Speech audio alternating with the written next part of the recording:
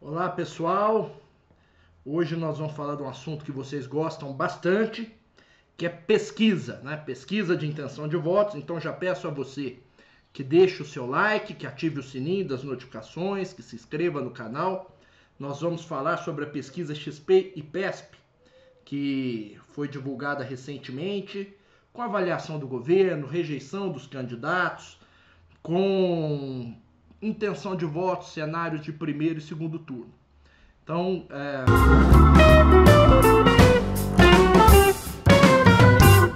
exatamente isso, pessoal. Na última semana foi divulgada uma pesquisa IPESP, né? A IPESP é um instituto que lá no começo estava divulgando pesquisas para Infomani e para XP.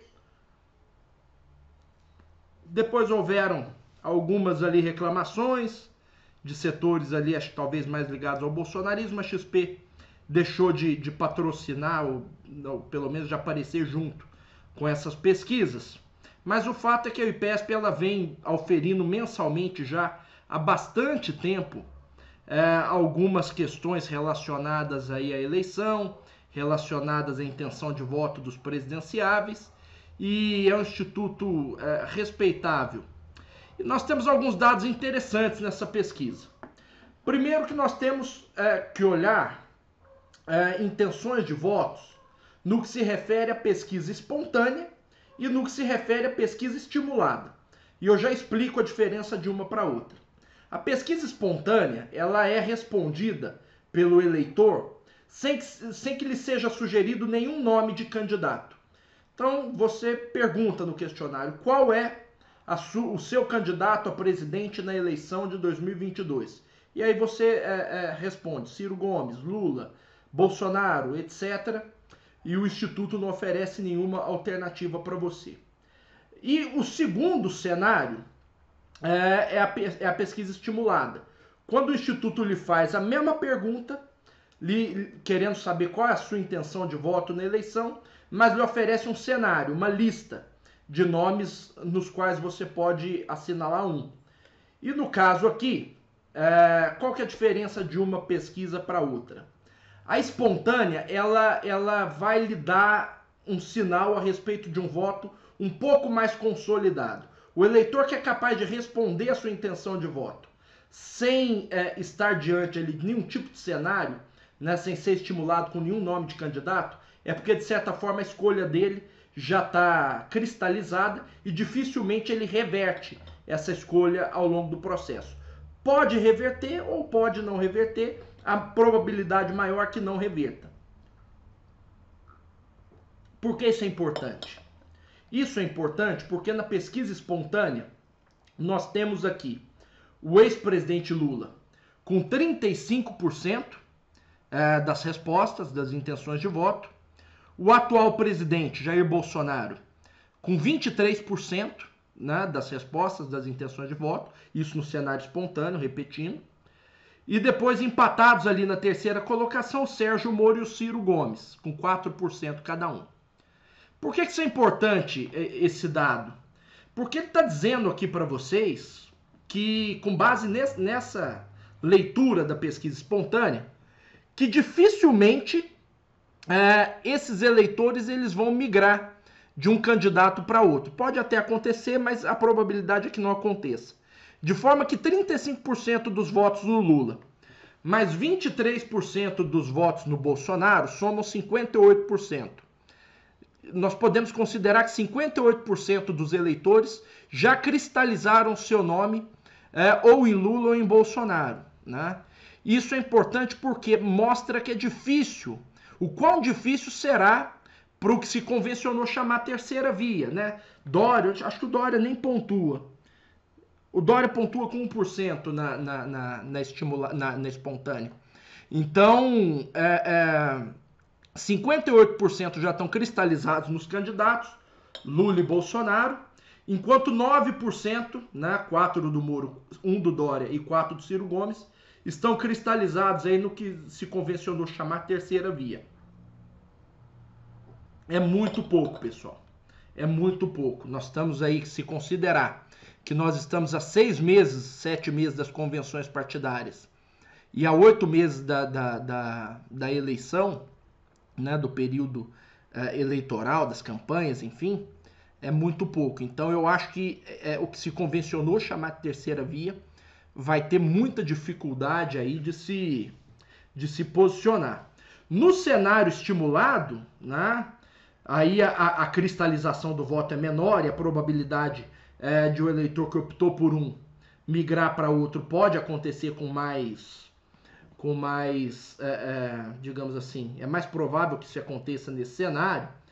Ainda assim, você tem aqui um cenário muito ruim para a terceira via. Você tem 44% que declararam voto no Lula, cenário 1. O cenário 1 consta o Sérgio Moro, no cenário 2 não consta o Sérgio Moro. E 24% declaram voto no Bolsonaro, o que significa que 68% dos candidatos na estimulada preferem o Lula ou o Bolsonaro em relação aos demais, no cenário 1. Ao passo que 16%, 18% preferem ou Ciro, ou Moro, ou Dória, né?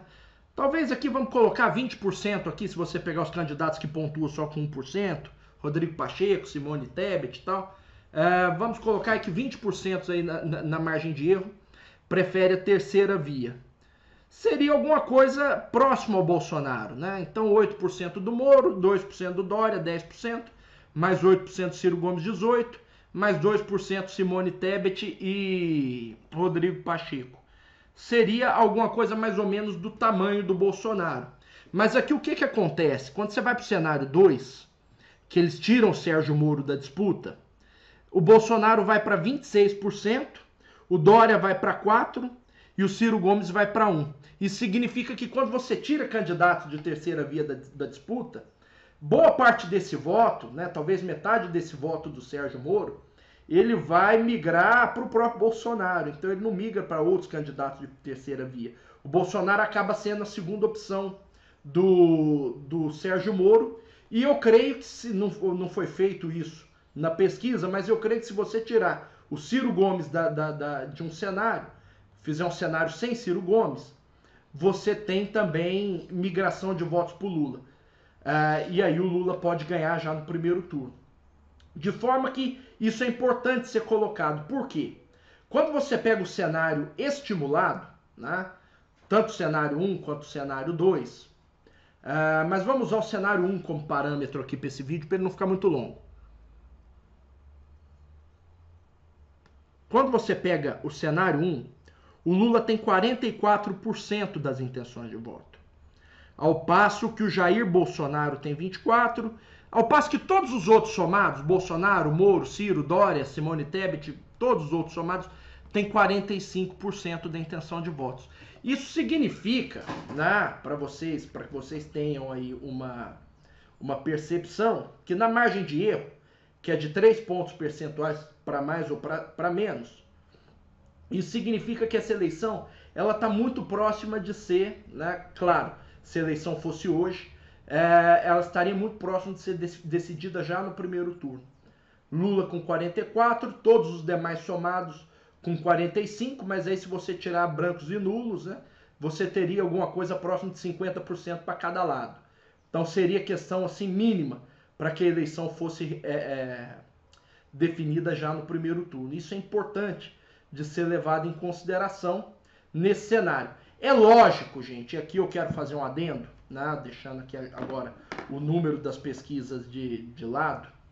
É lógico que tudo pode acontecer, inclusive nada, né? O Maquiavel, que é um autor que eu gosto bastante, né, um dos principais nomes da ciência política moderna, né, tal qual nós a conhecemos, o Maquiavel ele vai dizer o seguinte, né, que a ocupação e a manutenção do poder depende da virtude, que são aquelas qualidades natas do líder, né, que vão repercutir no seu temperamento, na sua capacidade de tomar decisões que possam mantê-lo no poder, mas também vai depender da fortuna, né? E a fortuna aqui, né, da tradução do italiano para o português, significa sorte. Então sempre é possível contar com um imponderável na eleição, que pode mudar, embaralhar, reembaralhar todo esse cenário. É só vocês terem em mente que o ano passado o ex-presidente Lula não era candidato, porque ele tinha os problemas judiciais, isso foi resolvido no Supremo, já falamos sobre isso aqui em vídeos anteriores, mas é só você lembrar que o Lula não era candidato, hoje é.